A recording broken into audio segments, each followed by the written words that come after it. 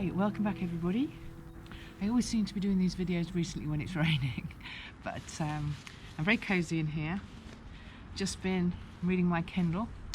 If I'm not going on a long trip, so the weight doesn't matter so much, I often take that with me and I love reading that at night. So today's video is all about how you can go wild camping and get away with it. So I guess there are different scenarios of wild camp. There are the time when you might leave home and you're going local and you know exactly the spot you're going to wild camp in, and then there may be the time you're going to go fairly locally but you're going to choose your spot when you get there and you don't quite know where you're going to pitch. And then there's another scenario which is more the way I tend to do things, is that I go off on a multi-day trip and therefore need to find a different place to camp every night, so don't really know where I'm going to be pitching.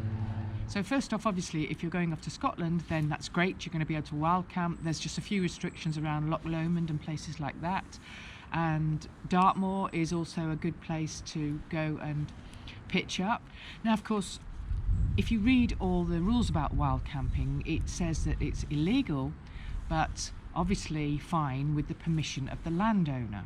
So one of my first suggestions would be to get the permission of the landowner. The main difficulty is if you're out and about knowing who the land belongs to. You know, you'll see a piece of farmland or a field and you look around and you just don't know who the land belongs to. But if you do know, or you can find out before you go and get in touch, then I have had success with this. I've had my most success with this when I've spotted someone in the area that I think may be a farmer or something. I've gone up and I've actually asked them. So basically, they can see you're not in a big group, you don't look the sort of person that's going to trash their land, and often, maybe not often, but sometimes they'll agree, as long as you kind of don't litter and, you know, usual stuff. So definitely try and find out who owns the land and just ask. I mean, if they say no, then you've tried. The other thing I've had some success with is when I've got to on the outskirts of a village or something and I start to see the locals around, I will just ask. I will just go up and say, do you know of anywhere that I might be able to camp around here tonight, or anyone who's happy for me to do that sort of thing? And that has had some success for me. Nothing's going to be 100% because, you know, people are wary, but you know, it's always worth a try. And by asking locals, I've had a couple of occasions where I've camped in someone's garden. Once where I camped in the pub garden, and another one where I was directed to a closed campsite, but the campsite owner was around and said I could just take a tiny corner if I was just going to, you know, be self-sufficient there. So it's always worth doing. Now this next tip I've got for you, I'm hoping some of you will be able to confirm this for me. Please, if you can, please do so in the comments below.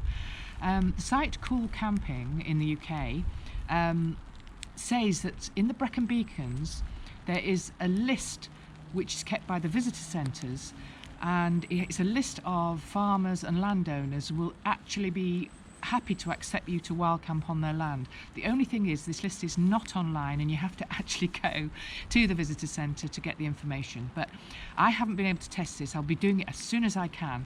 But if anyone's tried that and has managed to successfully wild camp, please let us all know. So obviously once you've exhausted all those possibilities and you still need to do your wild camp and you might be on a multi-day trip and you've spotted a suitable area, and another note on that, always start looking for that a good hour before you want to camp and a good hour before, certainly way before darkness falls. So start looking around. You've spotted a suitable area, you don't know who owns the land, there's nobody around, and you want to pitch your tent. Also, I'd suggest if you haven't already invested in your tent and you want to wild camp, definitely buy a green kind of earth tone tent so it blends in with the surroundings. And you'll want to pitch up before it gets dark, so you can obviously scope out the area, but also so that you don't need to put your head torch and unnecessary lighting on whilst you're pitching. You also don't want to set up camp too early, as you're increasing your chances that, you know, there's still going to be people about and dog walkers and you might get discovered by them. So that, you know, make sure it's kind of within a certain time before nightfall. If you're walking a trail, obviously make sure you get yourself about 100 meters or so off the trail, away from the walking path, in fact away from anywhere where you could easily be spotted or someone might stumble across you. Finally, when you got the pitch up and you're ready to snuggle in, then just be careful with lights. You may need obviously to make yourself a brew, but if you've got a head torch, keep it on the lowest setting and just try to be as unobtrusive and unspottable, if that's the word, as possible. So another way you can avoid being spotted is when you wake up the next morning, get packed up and get off as early as you can before all those morning dog walkers come out and general daytime activity starts. So you want to sort of pitch up just before dark and you want to leave as early as you can in the morning. So I will be checking out the visitor centres in the Brecon Beacons. I'll obviously have to go there, and I will make a video and let you all know how that pans out for me. But really go out there and please do try my first couple of suggestions of asking for permission and asking the locals, because I don't think many of us do that. We assume that they're always going to say no or they're going to get angry with us, and it's just worth a try, because the worst they can do is just say no and you have to move on. I hope you found some of this video useful, and if you do like this sort of content, please think about subscribing. It would help me so much and I'd be so flattered if you think of doing so. My channel's called Kaz Outdoors and my videos are about trail running, wild camping, wild swimming generally. Anything gets me outdoors. Whoa, it's got dark really quickly. I just wanted to mention something, add something to something I said earlier about asking the locals where you might be able to camp in the vicinity. And I mentioned that I managed to camp in a couple of people's gardens and also in a pub.